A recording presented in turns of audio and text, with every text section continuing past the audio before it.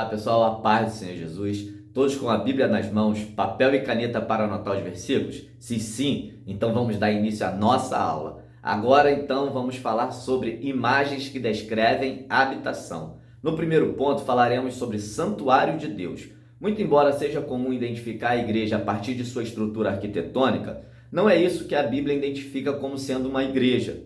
Ela é o templo do Espírito Santo. 1 Coríntios capítulo 3, versículo 16. A igreja é retratada como um santuário e habitação de Deus. Individualmente, cada crente é um templo do Espírito Santo. 1 Coríntios capítulo 6, versículo 19. Mas na sua forma corporativa, a igreja é retratada como sendo o santuário de Deus. 1 Coríntios capítulo 3, versículo 16 e 17.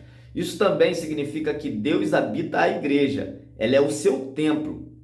Nesse aspecto, o apóstolo Paulo alerta sobre o perigo que há em se profanar o santuário de Deus. 1 Coríntios, capítulo 3, versículo 17. Vai anotando isso aí.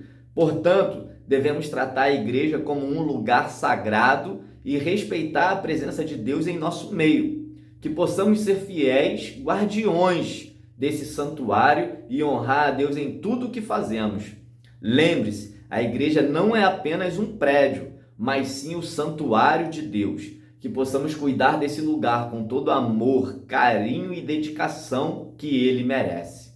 Já no ponto 2, a igreja é descrita como sendo a casa de Deus. 1 Timóteo capítulo 3, versículo 15. Esse conceito da igreja como sendo a casa de Deus é derivado do Antigo Testamento, em que o povo de Deus é retratado como casa ou família de Deus. A nação de Israel floresceu a partir da família de Jacó. Isso nos faz ver a importância da igreja como uma instituição social. Na base da sociedade está a família. Uma igreja forte é formada por famílias igualmente fortes. O inverso também é verdade. Famílias fracas tornam-se igrejas fracas. Por trás de muitos problemas sociais está a desestruturação familiar. A recomendação de Paulo em 1 Timóteo revela que a igreja se orienta por um padrão moral que deve nortear o seu comportamento na sociedade. Então, uma igreja forte é aquela que se preocupa com o fortalecimento das famílias que a compõem e que está sempre atenta às necessidades daqueles que fazem parte dela. Precisamos nos esforçar para fortalecer as nossas famílias, para que possamos ter uma igreja forte e saudável, capaz de fazer a diferença na sociedade em que vivemos.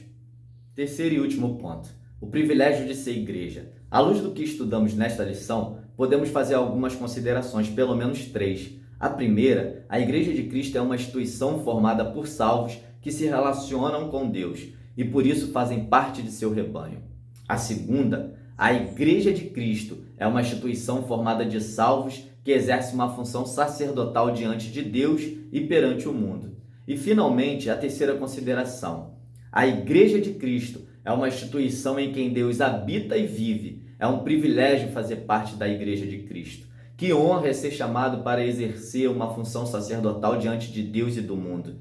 Que alegria é saber que Deus habita e vive entre nós. Que possamos valorizar esse privilégio e usar os nossos dons e talentos para edificar o corpo de Cristo e levar sua mensagem de amor e salvação para todos aqueles que ainda não o conhecem. Que Deus nos abençoe e nos capacite a cumprir nossa missão como membros da Igreja de Cristo. Posso ouvir um amém? Amém.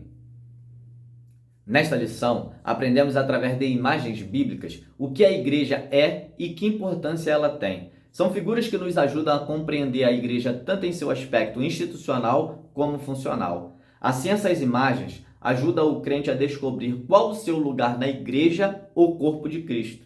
Dessa forma, ele pode melhor cooperar para o perfeito funcionamento da igreja local. Agora, povo de Deus, eu quero te fazer um pedido. Não vamos desanimar e nem parar pelo caminho. O vídeo é curtinho e o exercício, caso não tenham dúvidas, é só me chamar. Saiba que fazemos tudo com muito amor e carinho pensando em você. Com certeza, vocês já repararam a minha cara de sono.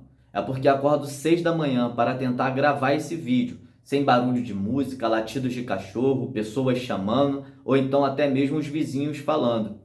Temos que dar o melhor para Deus. Junto vamos avançar. Te espero na próxima aula. Que Deus abençoe a sua vida, o seu ministério e a sua família. No tempo 3, 1, 2, 3. Só o Senhor é Deus, só o Senhor é Deus, só o Senhor é Deus.